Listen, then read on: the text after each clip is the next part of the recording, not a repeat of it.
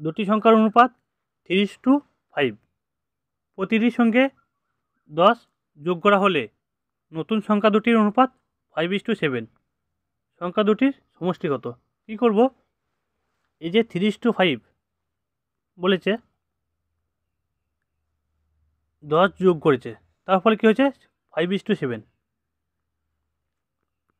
এদের ডিফারেন্স নেব। এদের ডিফারেন্স কত? 2 করে। 2 করে বাড়ছে, তাহলে আমরা বলতে পারি এই 2 যখন বাড়ছে, এই 2 এর ভ্যালু হচ্ছে 10।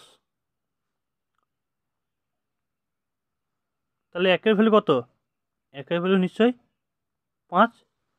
এরপর বলছে সংখ্যা দুটির সমষ্টি মানে যোগফল। তাহলে 5 আর 3 8। তাহলে 8 ইউনিট ভ্যালু কত? 5 8 40। তাহলে অপশান নাম্বার সিগনেচারটি কারেক্ট। তোমরা এভাবেও করতে পারতে। এই যে ছেলেটা পরীক্ষাতে করেছে, এভাবে করলে একটু সময় বেশি লাগতো, কিন্তু এইভাবে করলে কি সময় 30 সেকেন্ডেই উত্তরটা হয়ে যাবে। এটা বোঝা গেল? এই ছিল আজকে গুরুত্বপূর্ণ ভিডিও। ভিডিওটি ভালো লাগলে অবশ্যই একটা লাইক করে দেবে এবং এরকম ভিডিও পেতে অবশ্যই আমার চ্যানেলটিকে সাবস্ক্রাইব করে রাখবে।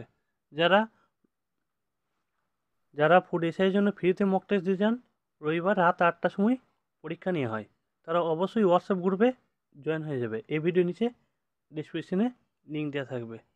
ততক্ষণ আমরা সুস্থ থাকুন, ভালো থাকুন।